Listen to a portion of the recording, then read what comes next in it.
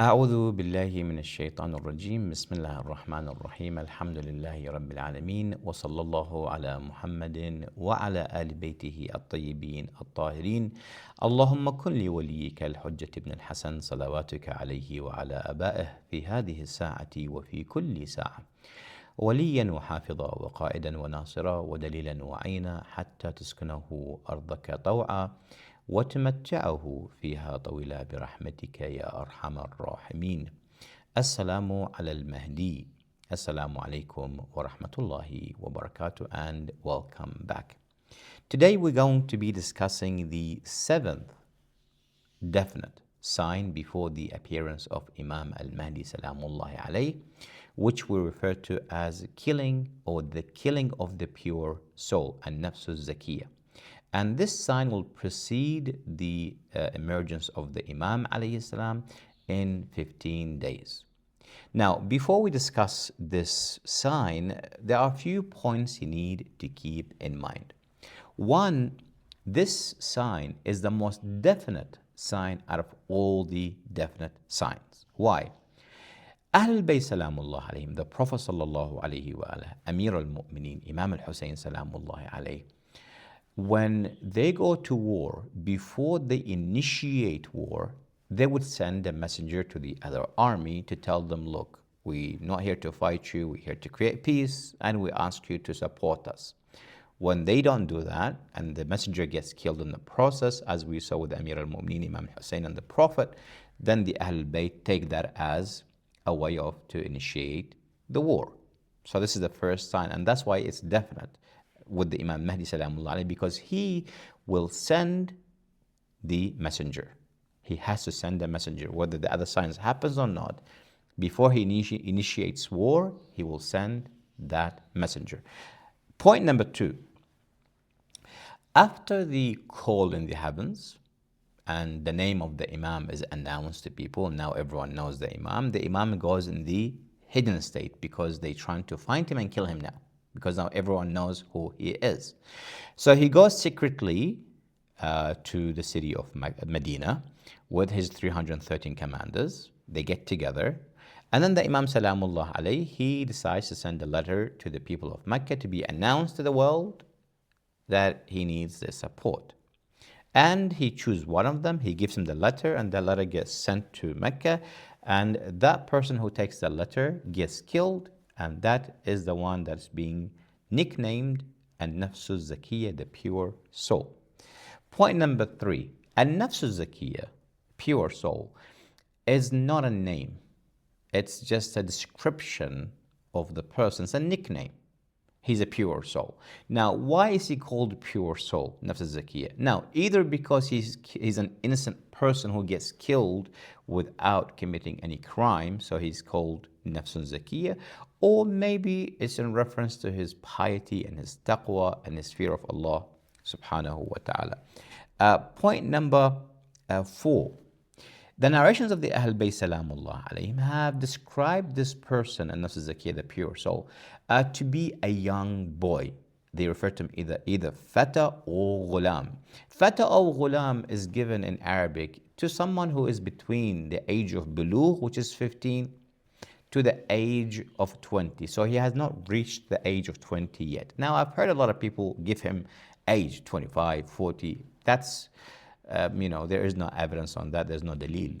As far as we can tell from the narrations, when the ghulam comes or a fata comes, we are talking about someone who is in that age bracket, either 15 to 20, not more, not less. Which means that the Imam salamullah alayhi, Imam Mahdi salamullah alayhi, and based on the other hadith, most of his commanders going to be young men, young people. So this is my message to all the young people out there. You have the chance to make it to be among the 313, but you need to put a bit of work and effort into that. And number five, a lot of people call this person Muhammad ibn al-Hasan, or they call him Hasani. And again, there is no evidence to that. And we will discuss this even more further, inshallah, at the end of this video. And the last point I want to keep in your mind is that this sign also was mentioned in the books of Ahl Sunnati wal Jama'ah as well as the books of Shia, obviously with minor differences. Now, let's go to the narrations. When it comes to the sign being a definite sign, a compulsory sign that must happen before the emergence of Imam Mahdi salamullah alayhi, we have a hadith from Imam Sadiq. He says, من المحتوم الذي لا بد أن يكون, from that definite which must happen, قبل قيام القائم, before the rising of the riser, خروج السفياني, the emergence of Sufyani, وقصف في البيداء, the sinking of the army, which we will talk about in the next video, وقتل النفس الزكية, and the killing of the pure soul. In another hadith from Imam Sadiq salamullah alayhi, he says, قبل قيام القائم خمس علامات محتومات, before the emergence of the riser there are 5 compulsory definite signs. The Imam mentions al-Yamani, al-Sufyani, al-Sayha, وَقَتْلُ النَّفْسِ الزَّكِيَّةِ. So we spoke about the Yamani, we spoke about the Sufyani, we spoke about the call in the heavens, and the killing of the pure soul. And there are a lot of hadith in this regard, which is pretty much, it gives you the same meaning. I will end with this one.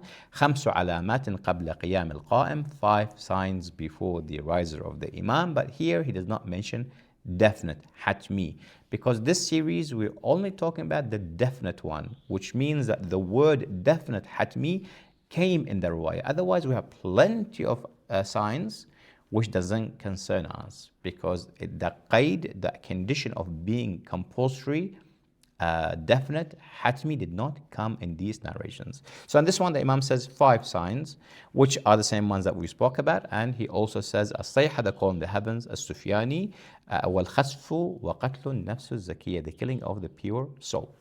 Now, when does this sign take place?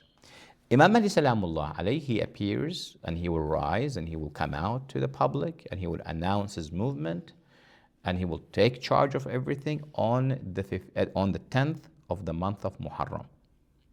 That's been written in stones. Now, we have a hadith from Imam Sadiq salamullah alayhi. He says, لَيْسَ بَيْنَ قِيَامِ الْقَائِمِ أو قائم آل محمد وبين قتل النفس الزكية إلا 15 ليلة. There is between the rising of Imam Mahdi salamullah alayhi and the killing of the pure soul only 15 nights, 15 days. Which means that the pure soul will be killed on the 25th of the month of Dhul Hijjah, and on the 10th of Muharram, this pure soul, the Imam will rise and the pure soul gets killed. So only 15 days, so 25th of the month of Dhul Hijjah. Another hadith from Imam Sadiq salamullah alayhi, again with the same meaning. He says, لَيْسَ بَيْنَ قِيَامِ الْقَائِمِ وَبَيْنَ قَتْلُ النَّفْسِ الزَّكِيَّةِ إِلَّا 15 لَيْلَةً. There is no more than 15 days between the killing of the pure soul and the rising of Imam al-Mahdi salamullah alayhi. One more hadith in this regard from Amir al-Mu'mineen salamullah alayhi, where he talks about the end of times, and he says, قَتْلُ نَفْسٍ حَرَام, the killing of a forbidden soul, في بلد حرام, in a forbidden land, and قوم من قريش, by the people of Quraysh.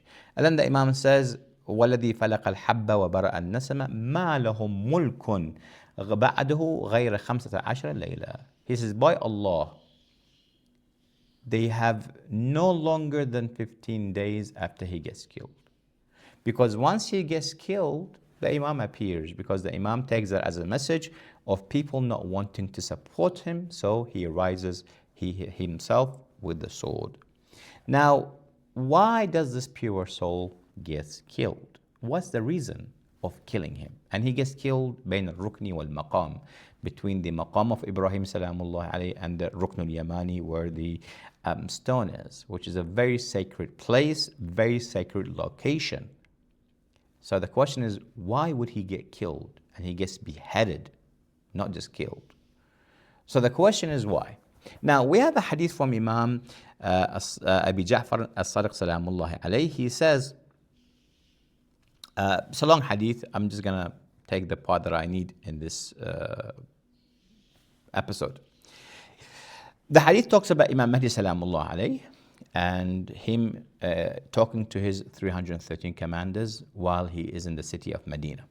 He says, Ya qawm, my people, in ahla Mecca la yuridunani. The people of Mecca, they do not want me. وَلَكِنِّي مُرْسِلٌ إِلَيْهِمْ. But however, I'm going to send a messenger to them. لِأَحْتَجَّ عَلَيْهِمْ. Why? So it becomes a hujjah or evidence on them. بِمَا يَنْبَغِي لِمِثْلِ أَنْ يَحْتَجَّ عَلَيْهِمْ. In the same way that someone like me has to give an evidence, because he's referring to his forefathers, the Imams alayhim salam, they would always send a messenger before they initiate war. It's like, I'm doing the same. فَيَدْعُوا رَجُلًا مِّنْهُمْ. Then he would choose one of these 313, as we said, mostly or mainly young men and boys. And then he says, he calls this person, he gives him a letter, and he says, go to Mecca and read this letter to the people of Mecca. So this ghulam, this fata, the pure soul, he takes the letter and he goes to Mecca and he says the following. He says, Ya ahla Mecca, O people of Mecca. So he calls on to everyone. Ana rasulu fulanin ilaykum. I am the messenger of fulan, this person, to you. وَهُوَ يَقُولُ لَكُمْ. And he says the following to you. So now this ghulam, this pure soul, he starts to read the content of the message of the Imam al-Mahdi salamullah alayhi to the people. He says, Imam Mahdi now is saying, Inna ahlu baytur rahmah wa ma'danur risala. We are the household of mercy and the household of the message, wal khilafah and leadership. وَنَحْنُ ذُرِّيَّةُ مُحَمَّدٍ وَصِلَاتِ النَّبِيِّينَ. And we are the lineage of Muhammad and we are the lineage of the prophets. وَإِنَّا قَدْ ظُلُمْنَا. We have been oppressed. وَقَهُرْنَا. And we've been oppressed and everything was taken from us. وَابْتُزَّ مِنَّا حَقَّنَا. And they left nothing for us. They took everything from us. مُنْذُ قُبِضَ نَبِيُّنَا إِلَى يَوْمِنَا هَذَا. Since the Prophet sallallahu alaihi wasallam was martyred and he departed this world, our haqq, our right has been oppressed. We have been oppressed and our haqq has been taken, usurped. فَنَحْنُ نَسْتَنْصُرُكُمْ فَانْصُرُونَا. We ask you for help, we ask you for support, therefore support us. Now the content of the letter, it's normal. There's nothing that causes people to kill this boy. The hadith continues, it says, فَإِذَا تَكَلَّمَ هَذَا الْفَتَى هَذَا الْكَلَامِ. When this young man says these words, أَتَوْا إِلَيْهِ. They capture him, فَذَبَحُوهُ بَيْنَ الرُّكْنِ وَالْمَقَامِ. They kill him between the maqam of Ibrahim and the corner, the Yamani corner of the black cube, which is the most sacred place in the city, in the Masjid al-Makki, in the mosque of Mecca. وَهِيَ النَّفْسُ الزَّكِيَّةِ. For it is the pure soul. So we said the content is normal. But why do they kill him? Now, the trouble begins with the name. Because he says to them, I am the messenger of this person. Now, if you guys remember in the previous video, we said that the name is going to be a problem. Because when Jibreel announces the name, which has already been announced in the month of Ramadan, now comes a few months later, the month of the Hujjah, this guy says, I am the messenger of this person. Now this person, Imam Mahdi himself, they want to kill him. They're looking for him. Now they think he's a bad person. He needs to be killed. And this guy says, I am his messenger. So that justifies them killing this boy. So this guy is a terrorist and this guy is a terrorist, so let's kill him. And it's justified. That's how they were probably thinking of it. And the other question is, who does the killing? Why would they kill him? Because usually if we, for example, if we look at it from our perspective today, if someone goes to Mecca and says, I am the messenger of Fulan, even if they want to kill him, they would take him outside the Kaaba. They would take him to prison. They would have places for executions and they will execute him there. Why does he get executed in the Kaaba? Which means whoever is in charge of that Kaaba at that time, they are worse than ISIS. They have no limits, no boundaries, no red lines. That you kill a person inside the most sacred place on earth. So it could be foreign powers who are in that place, or people who are operating on behalf of foreign powers, that to them There are no limits. Anyway, let me not talk too much. Now, let's go back to the name and the surname of this young boy. So, a lot of people say his name is Muhammad ibn al-Hasan. If we go back to the riwayat, to the narrations of the Ahl-Bayt salamullah alayhim, there is no such mention of this person called Muhammad ibn al-Hasan when al-Nafs al-Zakiyyah is mentioned.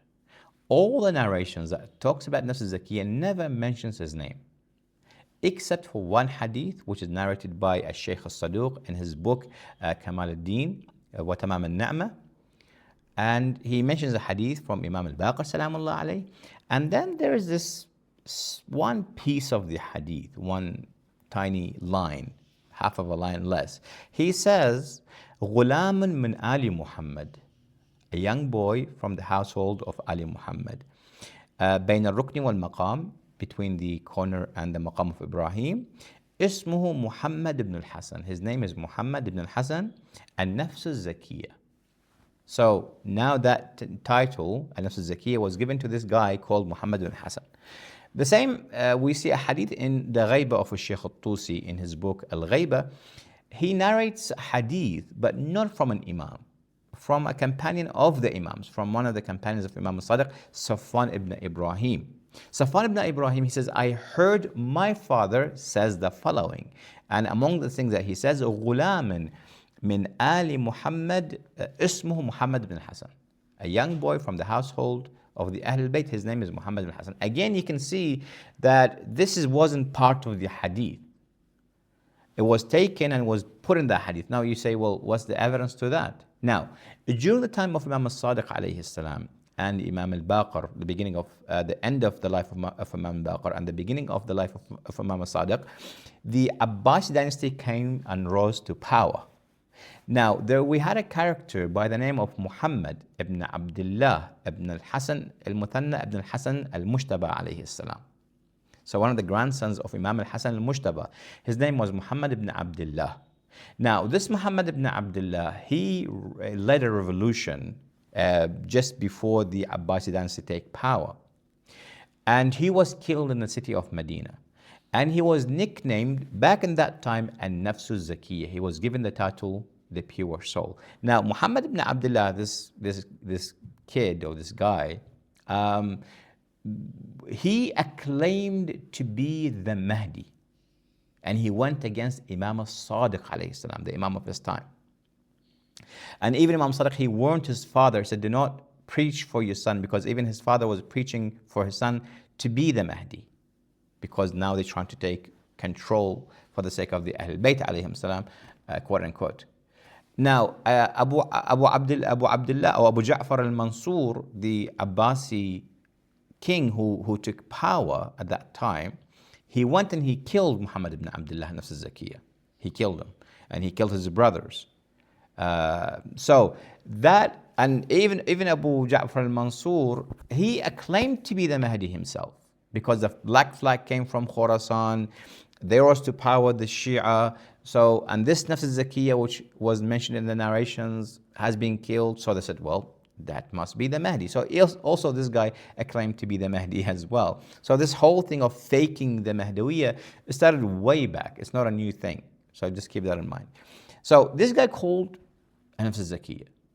Now, this title and this name, you can see, you can sense, if you have a bit of, if you read the hadith of the Ahl Bayt, you can sense that this title, this nickname is taken from that person and was put in that hadith. Because the Abbasi, they manipulated some of the hadith. And why the other hadith never mention his name? The Ahl Bayt alayhim salam in general, they hardly mention names. They always say fulan, fulan, fulan, so and so and so and so. They never mention names. Why in this one they're so specific and they are so focused on naming this kid? It makes no sense. Anyway, and a lot of people, you hear, and speakers and preachers and what have you, they say he's a Hasani. Also, again, we have absolutely zero hadith that says he's a Hasani.